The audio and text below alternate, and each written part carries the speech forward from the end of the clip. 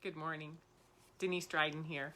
I'm in Boise, Idaho on a trip staying in a fabulous Airbnb and thought I would do my morning video from this sweet little porch that's out here. So it's a different place. It's fun. So graduations, completions, and steps forward seem like it's the right thing to do today on Mother's Day because I want to weave Mother's Day and completions and graduations and sort of see where we go with it because it's been pretty fun putting this together and seeing what's possible, right? So, May and June is graduation time. It's graduation from kindergarten, from middle school, from high school, from college, through our doctorate programs. And I looked up graduation and it's a marker. It's a mark of it's something where you can go, there's graduations of this. There's places where you can put a marker down and say that is complete, or we can measure that, right? And it's a milestone, especially for those who are doing continued education. It's what happens when there's a finality of a protected scholar. It's sort of like for this period of time, you get to study, you get to learn. And then when it's over, it's a mark of completion in so many ways. And so, what I wanted to do was put that together with Mother's Day, right? And this idea that there's this connection between being a mother also, because graduations are markers that sort of signify this is where things end and this is where new life begins or independent living begins, right?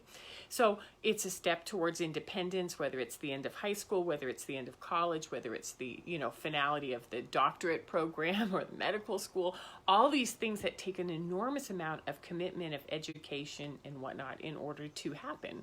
So there's also this energy behind completion, which is, wow, like I've been pushing all of my energy, focusing all my energy towards this outcome, this goal.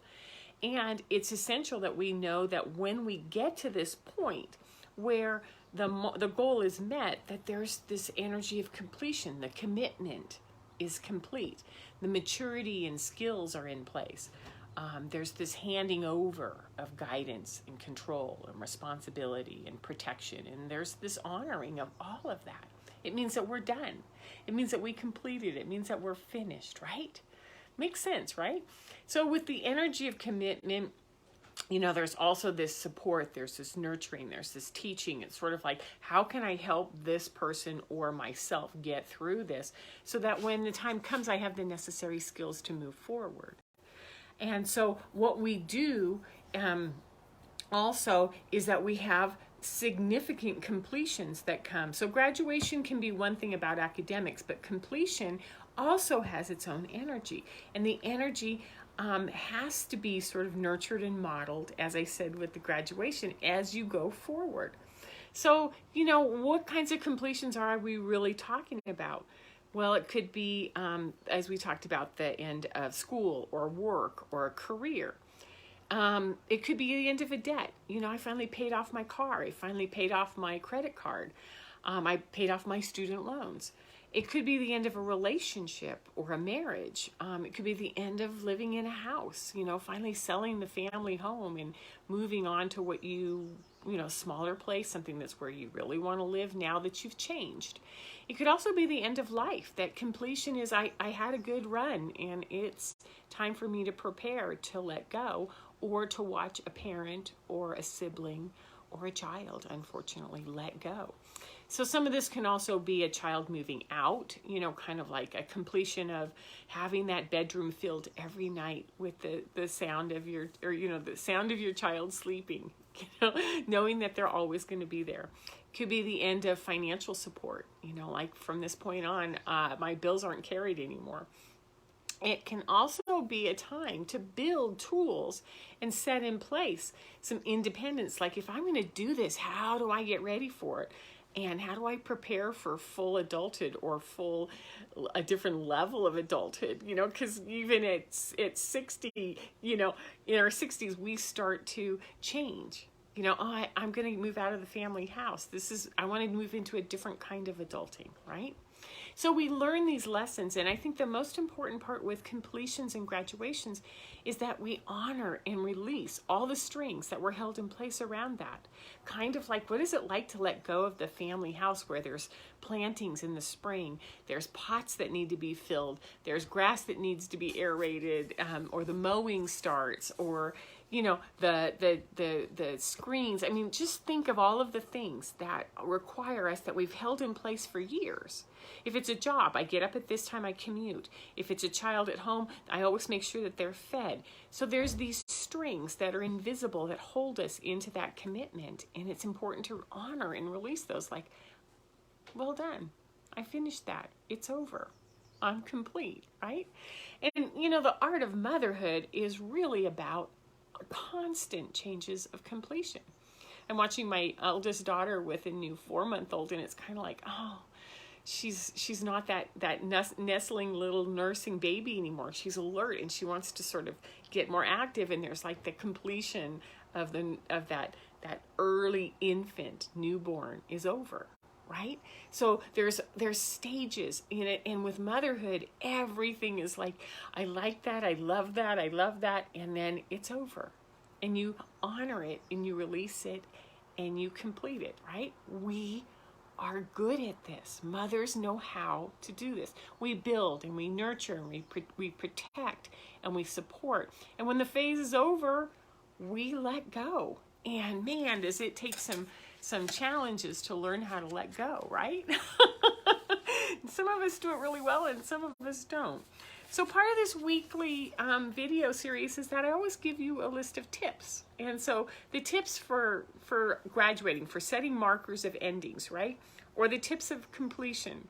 So the first thing I thought of was that when completion is over, number one, is to know that there's a transfer of power.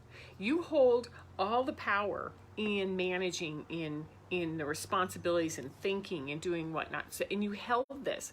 And so what you want to do is you want to ease out and you want to hand that to the other person. Whether this is a child preparing to go away from home, maybe in a dorm, in an apartment, whatever they're going to do, or it's ending a relationship and beginning the process of individuating, which is this is mine and this is yours, right? And so we transfer the power of what it was into what it could be. It could be the process of leaving a job and moving on. Or it could be the process of completing a role that you were in. For me, you know, the end of motherhood came much earlier than I thought it would. And at the same time, I'm always going to be a mother. So now I'm a mother of adult children. So it's phasing out of one role into another role. So the second thing is using that old love and logic concept, which is learning to let the other person have their experience earlier, not at the last minute where you just sort of shove everything and hand it to them, but slowly as you go along, you know, so that they can get the experience that you had. So when something comes up, you listen to it and they're like, oh God, you know, my car got towed, or I don't have enough money to pay for this, or la, la, la, la, la, la, right? And you go, wow, that's terrible, that's awful, or bummer, you know, that was the love and logic word, bummer. And then, oh, what are you going to do about that? And you just sort of simply keep everything tight in here and you go, I'm not jumping in. What are you going to do about it? What can I do to support you in that? You know, go for it. This is yours. You got this, right? And so whether you do this with a husband who's on their way out the door, or you do this with a child who's going off to school, or you do this with a colleague or a boss when you're leaving a job, you're like, yeah, what are you going to do about that? And you hand it to them. You transfer the power gently. What are you going to do about it? And then you hand it to them. Number 3, you start early on all of these processes where we're going to transfer, because there's different ways of letting go, and there's different ways of releasing and passing on responsibilities. So it takes wisdom and patience to release your ways and allow others. I've got someone talking next door, so almost all of a sudden like, wow, okay. Number 4, when you see the independent ability show up in the other person, when you hand it them and they take it and they run with it, or they go, yeah, I figured it out this way, or this is what I'm doing, or it's going to be hard, but I figured I can live this way. You empower them because you're a wise woman, right? You're a wise human being. And you empower them and you go like, that sounds amazing. Look at you go and do that. And so what you do is you acknowledge and you honor it and you let it have its own life and process. You can expect, hey, if I let go of this man, he's going to find another person. I'm willing to let go. If I let go of this child, they may choose a major, they may choose a life, they may choose a direction that I have no say in anymore. So you let it go. Right? So you start the process of letting it have its own life, its own discoveries. So you do this with employees. They might do it really differently than you. They might bring in a completely different system and you have to go like, wow, look at you go. Wish I thought about that, or I'm so glad you did. And this is good. And so you acknowledge and you empower and you let it have a surprising life of its own. Number 5, obviously there's going to be grief involved. This isn't easy to let go of something that we've known and loved, whether it's a child leaving home, whether it's a completion of, man, I loved being a student, or I loved working here, or I loved this marriage, right? Or I loved this person. Whether they leave this planet and there's grief, right? There's grief. There has to be grief because we want to honor it and we want to say, I enjoyed the time that I had with that person. I will hold this and I'll write about it and I'll walk with it and I'll sit with it and I'll let it be. But I honor the fact that it happened rather than go like, nope, it's over. I don't ever want to deal with that again. You honor it. This was who I was. This is what I did. Okay, so grief makes sense to me when we're doing completions.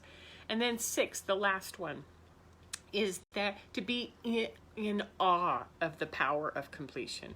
That marker that lets you know that time, that chapter, that role, it's over.